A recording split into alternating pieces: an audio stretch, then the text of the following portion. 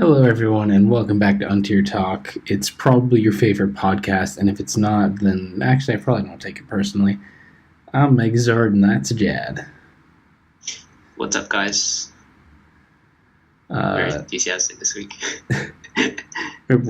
What this week? Very enthusiastic, both of us. Heck yes, because everyone knows the best time to be enthusiastic about Pokemon is at like 10 p.m. for me and like 3 a.m. for you. 2 a.m.? 3. 3 a.m., yeah. Almost 4 now, but fuck it, who cares? Yeah, you're right, almost 4. That's the best time to get enthusiastic about Pokemon. PU's had a week. I am quite tired of like actually just working on a lot of PU stuff, which is nice, and it hasn't even been like tournaments for me, although we have had the end of our big tournament. But Rip Tasker stepped down as PU tier leader, and Yep. That's more like a news thing. The nice thing is that Akir is an excellent user who is instantly able to step up and fulfill the role. Tasker just like honestly, yeah. Nah, you go first. All right. I just wanted to say, Kit has had a lot of practice being the the tier leader because of essentially how old gens is running PU. So it's like Akir sort of just runs it, and then we just say, "Yep, do it, well done." So yeah, he's actually been like sort of, I guess, co-leading in quotation marks in a sec, just by like how he's been handling. Well, okay. Gens. Leading in terms of like VR updates and trying to like handle on suspect stuff, but you could also say he has that just because he's been on council for like 2 years now or something. There's a lot more to being cheerleader in terms of like smoke on side stuff than the old gen stuff. So I definitely wouldn't say that's like a huge step over just the fact that he has 2 years on the council and making for sure. discussing suspects and stuff. But yeah, I mean, this is a Tasker just kind of like got less and less interested in Mons, and I wish we could have done more, but I respect that. So it's just a bit of a change. And then council dropped down pretty low again. So, and not just that dropped down pretty low, but we felt that TJ and Shane Gould were good to add to council. So it's just a bit of like a leadership changes. TJ obviously, that type of stuff. Yeah, TJ obviously being around like a long time, well-known PU user, and Shane Gould has like a crazy good tour record for the last 2 years as just someone who's been like really consistently good at this game and PU. We felt just like he's just only been more and more active in the tier, and we felt that he definitely has done a lot to earn his place. And great user as well. Yeah, and it's been, like I said, it's been quite a while just dealing with all these changes and needing to take care of all the things that comes with changing tier leaders and councils. We've done a couple other like room promotions and badgings, and it's not even quite over just yet. Because that's kind of what happens with PU. As soon as someone steps down, it's like the whole tier just goes into overdrive. One's like, we gotta do everything at once, which I don't necessarily think is a bad thing, but yeah, I'm just real tired. Yeah, I mean, I don't think anybody can say, "Oh, you shouldn't be tired." Whatever. Like, I think it's work, but I mean, I like the work. If I didn't enjoy it, I wouldn't do it. I mean, I arguably like the whole working and administration side more than I do. I like actually playing Mons. I mean, okay, I like playing Mons. I just still hate team building. I'm also tired just because I played for OMGS semis today, which was an hour and 45-minute best of 5 set. And the reason I didn't hate that was because I only built one of the teams. Like, that was the best part of it. Yeah. Which, I mean, like, that's the best part of it. I'll play the game, but team building just fucking has completely lost me. Yeah, I feel like with team building, it's like a never-ending pursuit of perfection, right? Because I assume you're sort of like me, where if you're trying to do something, you want to be the best at it, and you want to be essentially perfectionist with it. Yeah, I'm super so when it comes down, Yeah. So when it comes down to like team building as a strategy, you want to give yourself the strategy that's going to give you the win most consistently, the most number of times.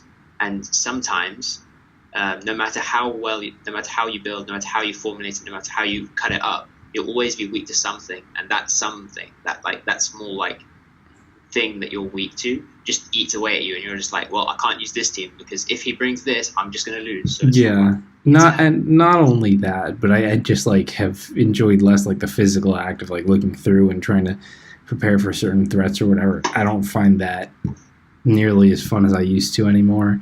And it's also a thing where it's hard to keep up with like the new kids that are building all these crazy things and just like doing stuff completely differently.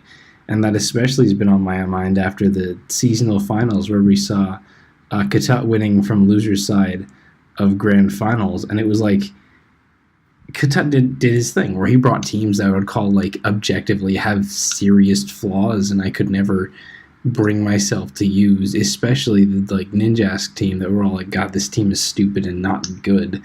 But like it's the whole builder side where you believe you can get that crazy matchup or get that like lucky thing, and that like that is a strategy that we're seeing more and more, that I feel like even if I wanted to come back and build, I don't feel like I could ever keep up with that. Because that's just not even my mentality. Yeah, because how Katut takes that strategy, he says exactly what I was explaining earlier. Like, you want to give yourself the highest odds of winning, and how he tries to approach that like scenario is sort of like, okay, so I will take the L on if you bring these things, right? But the likelihood is you're not going to bring those things. So I'm going to bring this like Haxing team, or I'm going to bring this. Maybe. I definitely think the Z Sand attack was the thing that broke the back. I'm like, this is clearly just fishing for getting lucky. And like, anyway, the grand finals happens. We didn't want to analyze the games, but the big thing was Katut wins 2-1, a very close game the first set, and then the second set, Shane wins the first game. And then the second game of the second set, Katut brings a Z Sand Attack Ninjask. Z Sand Attack raises your evasion and drops the evasion of the opponent. Z Sand Attack Sub-Sword Stance Ninjask and ends up like completely getting evasion luck over Shane Ghoul.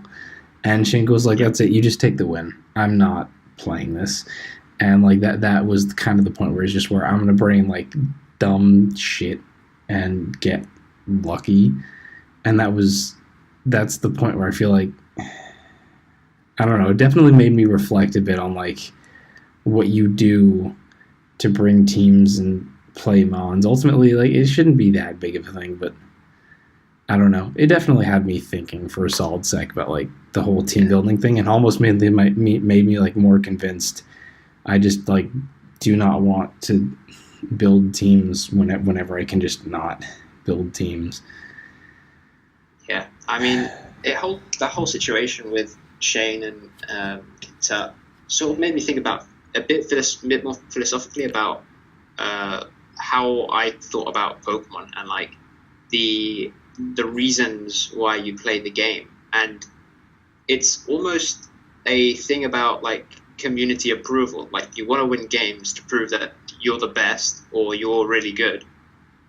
And if somebody says, nah, I can't be bothered to play you because you're doing this, what does that do to your mentality? Do you have to say, well, I mean, sure, do I just take the win? Because in any other scenario, like if you got round one versus Shane, right, and he says take the win, I'm sure you wouldn't take it as like badly in quotation as when it's marks. grand like, finals and he's like, even then finals. like this is one game left in the seasonal, and he's like, I don't even want to play it. Yeah, I mean, I'd reconsider, but Katut in his win post didn't really seem to mind all that much, so who knows. But you know, like at some point, like that is just his strat. Like, if we were to rank the best players by playing ability in PU, would he be top 10? I'm not sure. If we were to rank best players overall, would he be top 10? Unquestionably, because like that kind of just, I'm gonna jank you with shit is it's part of the game. But why I play the game, like you said, like why do we play this game?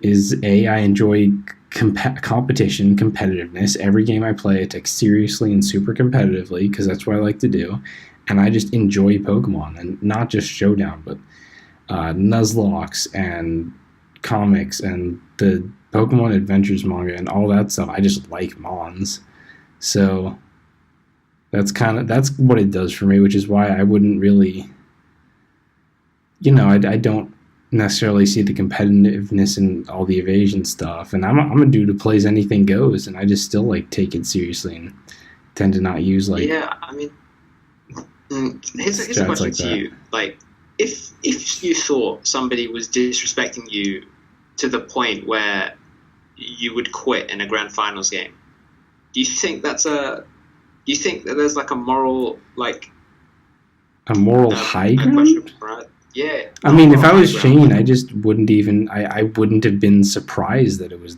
that stupid. Like, when you first see Katut's team, you're like, this is clearly just like a really stupid team that auto loses to just some random stuff. Like, this is not a good team. So you're already thinking like, there's going to be something stupid, especially when you see a Ninjask and be like this kind of Katut's modus operandi. And the only difference between that and like seasonal finals where he beat me with in the last game with Sun and Victory Bell. What was it? Strength, Sap, Growth, Victory Bell, Sun. The only difference is that this one happened to have evasion, so I probably wouldn't have taken it all that differently. But I respect Shane for like not wanting to play. I wish he did play it out just because like more games and stuff. But people were talking about it at the time. I don't see anything wrong with what he did, which makes me sad. yeah, But like, I completely understand and respect where he's coming from, and yeah, fuck that. I mean, don't get me wrong. I think it is a very weird distinction to try to make between like, do you not respect K-Tut because he like relied on evasion strats and stuff instead of just facing you, and then no, I'm like thinking like why, and for if so, Shane, like why did you respect him before when he's just fishing for matchup with bad teams because he's like matchup is how he wants to win. yeah, Like like that's a from my strat. perspective, That's a strat. It's part of the game. So I don't think yeah, evasion fishing for matchup versus fishing for matchup. I don't think there's a big difference there. And I also think it's worth pointing out that unlike most players that just do this or get insanely lucky, Katut's at least not like a terrible player to back it up. So yeah, that's a plus, yeah. maybe. I don't know. I think it's fine, but if you don't, then like philosophically think about it. Like, where do you draw the line and why? Yeah, because here's what I was thinking is that potentially from like Shane's perspective, like one of the reasons that he could have just said, "Nah, fuck this, I'm not playing," is that if you don't take me seriously enough as a player in grand finals to the point where you want to bring Sand Attack Ninjas, He takes nothing playing seriously. like, Again, circuit finals. That shouldn't have been a surprise. yeah, I mean, yeah, but like there's an element where as a competitor, you want to be taken seriously by the other guy. If the other guy is bringing like mono, like I'll use like the SPL case scenario as like an example. When Case was bringing the mono normal, mono grass, mono ice teams in SPL, a lot of players in NU I remember took that as like an offense. Like, you don't respect me enough to bring like a proper team. You're just gonna bring this shitty thing to try and like fish the matchup essentially. So is it morally correct then to because at the end of the day, it's like in SPL, you're obligated to play out the game, even if you have that dirty matchup where the guy brings 6 normal types. But yeah, in PU circuit, you're not. In a seasonal where the only person you can let down is yourself. Why? Like, I respect Shane heavily for like just saying, "Nah, I can't be bothered." It like the 125 points in the circuit, for example, is like he's probably going to make circuit playoffs. He doesn't really need them, so it's like, yeah, I think it's a way of making a statement more, and he'll probably play in Katut's head a little bit. I think a bit more than even if he just went on to win the game 3. Like, I don't know. I think he comes from a place of like a strong moral standpoint, in my opinion. Yeah, I mean, we're overthinking it, but like, all of Smogon is overthinking Pokemon, so whatever. Yeah. It is also the case that Shane got lots and lots of points for the PU circuit finals at the end of the year, which is arguably like what this is for more than winning an individual seasonal. So like in that sense, he can just walk away with like 375 points or something good, which isn't the 500 of K-Top, but is also still pretty fucking solid. So like you're right in saying that this also, if this was like circuit finals or something, it would have been different, but it's not. It's like it's just a seasonal that might have changed. Yeah. It's interesting though. I wonder how people will now going into next seasonal. I'm assuming Qatar will sign up for that, and further future games where Qatar is like featured. How they're gonna treat playing him. Like how are people going to either counter strategy or like counter I think a lot of people do not prep for these tournaments in general, and there's a lot of recycling stuff. I can't talk because I hate building so much. I'll keep recycling no matter what, even when my teams are getting bodied. But I don't know what extent people are going to prep for something like that, which is why I'd really love to see exactly what we can get up to in PUPL and PU Open, which will be coming, a few months or whatever. I'd also be very interested to know to what degree Shane Gould prepped for Katat. I couldn't tell to what extent this was like prepping for Katat versus just generally having solid teams. I don't know how much Shane Gould was reusing stuff. Like I just don't know. I thought the teams were like when Katat wasn't bringing like really just stupid teams.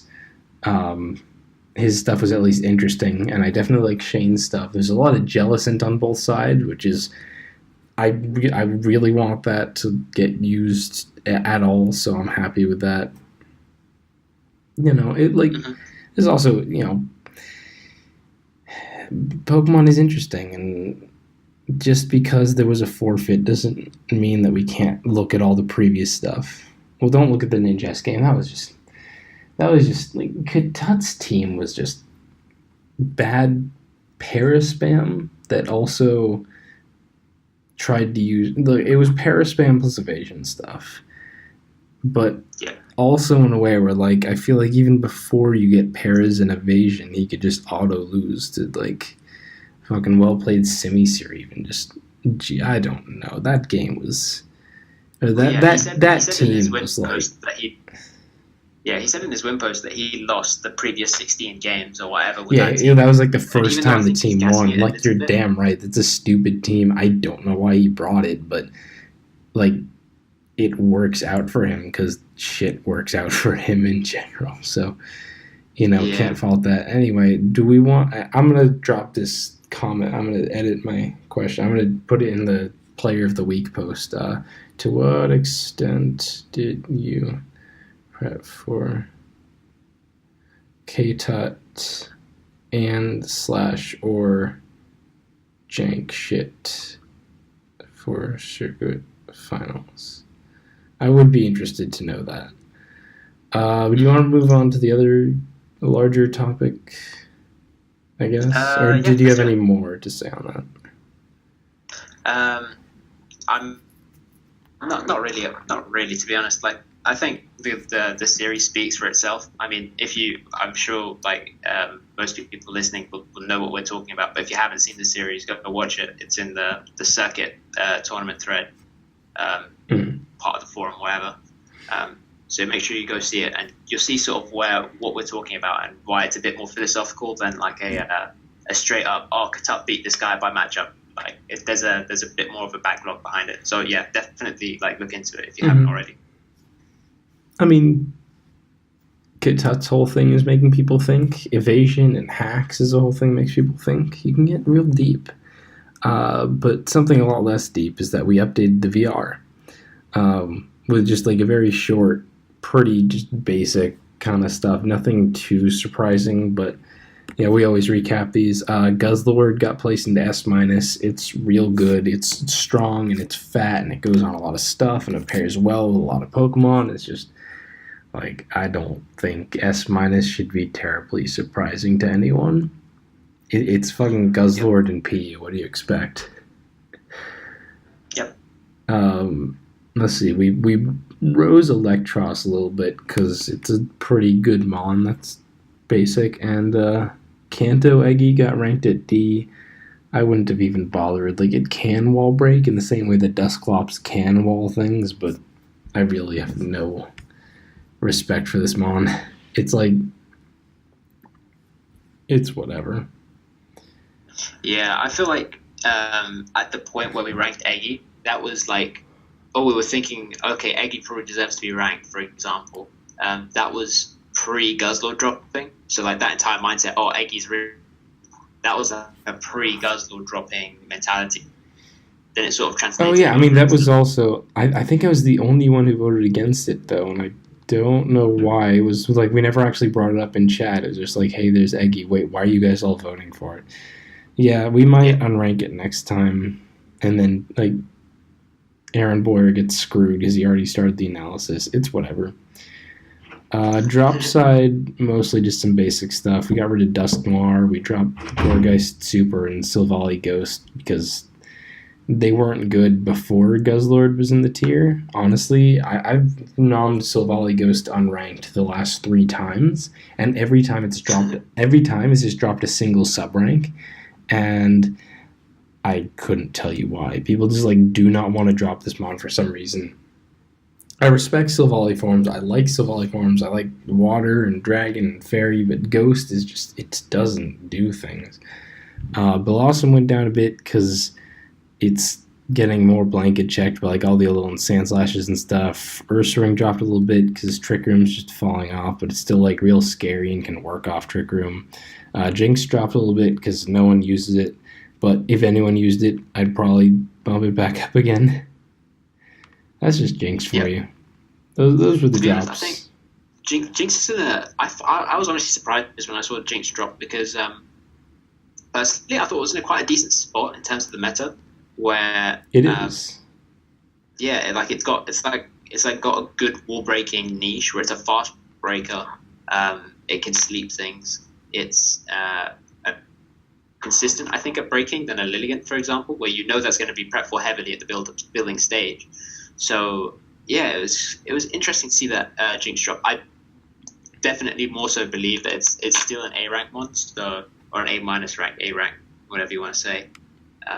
Yeah, I personally want to see if people are interested in knowing it back up again because yeah, you offensively check Guzzlord, so maybe people will give it a chance And for like, that. if in ladder tour playoffs, someone just like goes ham and like completely like brings a bunch of jinxes and just like starts botting people, then I'd probably bump it back up. But at this point, it's just the case that like it really is difficult to build with and see putting on teams. And once you do, it's a really effective threat. But I just like felt B plus was okay because this mon just like really does not get touched. Um, that's about it for the VR, I guess. We didn't rank Do you want to talk about Hakamo. the rejected noms? Did we I talk about those? mean, like rejected noms, like Alone Sand Slash was never going to S minus, and I don't know why people keep nomming it. Ludicolo was never going to rise. It's a good mon, but like same thing with Jinx, where like the usage isn't there for it to rise, even though it is great. Crab was never going to rise. I don't remember who nominated that, but it makes absolutely no sense in the meta. Altaria is perfectly fine. Hakamo O was not getting ranked. Masquerain was not getting ranked. Like, what do you know, I Yeah. no. Maybe also in terms of the 50-50s, because I think Abomasnow, personally, is probably one of the better ones, as well as, like, Hitmonchan. Like, I think that, Abomasnow to rise was a good nom, and Hitmonchan to fall was a good nom, but I yeah, like I'm I not like too certain on what Hitmonchan to yours. fall, but I just straight up don't think Abomasnow is like it's a good mon. It is a perfectly fine mon, but I have no idea why it would really want to go to get the bump into the A ranks, even after reading like multiple nominations for it, multiple people being like, this thing should rise. I really do not understand it all. It works, and it has some hail support, but it's an awkward thing to fit on your teams. Its defensive utility is really not all there. It's one of those things where some matchups really will not go your way. It's a good wall breaker, but I'm not sure what makes it better. And then when you look at the wall breakers in A minus, Drampa has real defensive utility. Caracosta is a really deadly sweeper to a much greater extent. Alolan Raichu, also like just straight up, I think a better, stronger wall breaker. The same like lack of defensive utility. Can't support its teammates. Like Abomasnow can provide hail for low and Sandslash, but like the speed and threat level, and like you don't necessarily prep for this as much, is much better. Again, like Simisear, harder to prep for, generally more consistent in my eyes. Victory Bell, more consistent. Like it's much harder to find teams that aren't like pressured by Victory Bell pretty strongly. And then you have Abomasnow, which is like it can do a lot of work, but people are inherently more prepared for this kind of Pokemon. And a lot of where it gets like the team support and stuff, if its defensive utility was any better, then maybe, but it just barely does not work out to like grass types are often like good defensively. Like even Victory Bell as a grass type wall breaker is like solid defensively and can check things like Girder. Abomasnow, like, no. Sometimes you can come in on a skull. I feel like with Abomasnow, the key thing with it is that the primary now, like the primary ice type resist used in this meta is Alolan Sandslash, and that the fact that Abomasnow gets the Focus Blast to hit it. Yeah, you get to hit it on switching. You get to hit your checks. It is a hard mon to switch into, but it remains so easy to offensively check, more than any other like major wall breaker in the tier. Offensively checking this thing is not an issue, and Abomasnow can't always just throw out Focus Blast. It's hard to get in. If you watch seasonal games with Abomasnow, it does not come in as easily or get off hits as easily, and it definitely gets chipped pretty gosh darn hard. It's also about the ice. Not always, as but well, because I think overall, I think that's a fair statement. Yeah, because like Ice Shot, I think is like a nice way of like revenge killing Lilligant at any scenario. Whereas if you have like a standard Scarfer, there's always the opportunity for Lilligant to say Quiver Dance twice, or Z Sleep. Yeah, no, I agree. Like that's its best other non-wall breaking thing going for it is Ice Shard to check Lilligant, but that's not enough. I don't think. Yeah. I mean, it's like.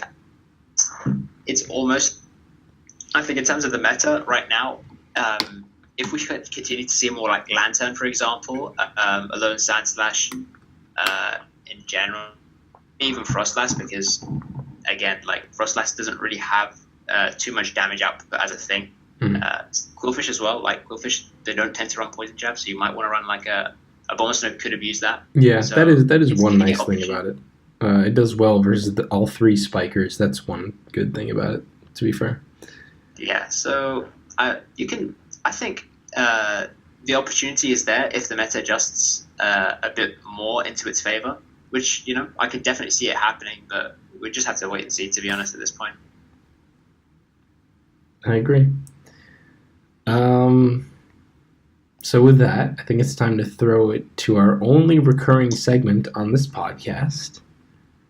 Jed's Gimmick Corner. So basically, I have a fantastic gimmick this Gimmick Corner, and I think you all will love to hear it. I think it's Z Standard Ninjask with Sub and Swords Down and Leech Life. Yeah. Jed, that's plagiarism. You could go to jail for that. Yeah, I mean, not really. That's trash. I mean, there's loads of things that it's just weird this like at this point because like there's loads of innovation quotation marks, but there's not really any like nothing that would stick. You know what I mean? Like I think people are trying to force it too much, and that's kind of like trying to add detriment almost to how we want to. How you want to innovate the meta is like have a problem, and then somebody comes up with a solution to the problem. That's the key thing. So I think actually my main gimmick this week is going to be like choice banded primate. Like I've been having a lot of fun with that thing. That thing is nice. Just forgetting like U-turns off on Mesprit, like getting a 50% U-turn off Mesprit is nice. And if let's say your primary primate check is a pom pom, you're easily 2-hit KO that with Stone Edge. Or 2-hit KO, sorry, Oko that with the Stone Edge. Yeah, or 2-hit KO with close combat. Yeah, I mean, you can gunk shot a Victory Bell for a 2-hit KO as well. It does very well versus the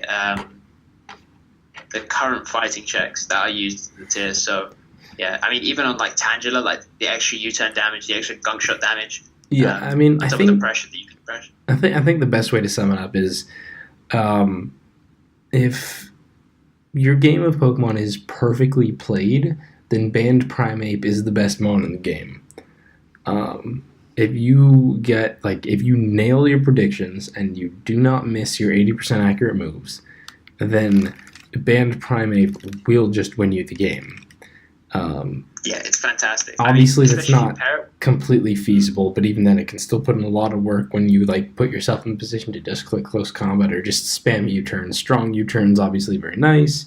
You got Pursuit Trappers to handle a lot of the close combat stops. So, yeah, I'm always on board with this one. Yeah, I personally like to pair it with some fast special breakers. So stuff like Simisphere works. I know I just said fast, but Guzzlord is actually a decent partner. I was fucking around a lot with like Choice Banded Primate plus Choice Scarf Dodrio is also like a neat thing where you go sort of like, ooh, is the Dodrio Scarf, is the Primate Scarf, or are they both Scarf, for example? That's a neat little mind game to play as well. So I'm definitely a big fan of this Primate set. Yeah, so that's actually a much more solid gimmick than we usually have, but I'll take it. I think this is just a corner for highlighting sets, and if you want something fun to use, especially if you're like, ugh, Guzzlord meta, I don't like it. Band-Aid, go try it out. Wait, what? I said Band-Aid. Band-Aid, oh yeah. Not Band-Aid. I thought you said Band-Aid. I was like, Band-Aid. I was like, what's the Band-Aid Pokemon? But, yeah. The Band-Aid Pokemon is Sableye. You slap it on your team, it checks everything. Oh, yeah. Or Clefairy. Sableye plus Type Null. There you go. That's it. That's all you need. Yeah, Type Null, Clefairy, Tangela. They're Band-Aids. That's what they are. With that, I think that wraps up another episode of Untier Talk. We had a little bit of a actual PU discussion, some spicy controversy, some general news, some gimmicks. I think this is really all you could ask for. But next week, you can join us for a very special episode. Of course, I'm talking about the Avengers Endgame discussion. I'm just kidding. That's actually 2 weeks from now. Very excited for that. Next week is going to be a very special episode because it is going to be the 1-year anniversary of Untier Talk. So stay tuned. And You'll love to see that, don't you? Yeah, we'll see you next time.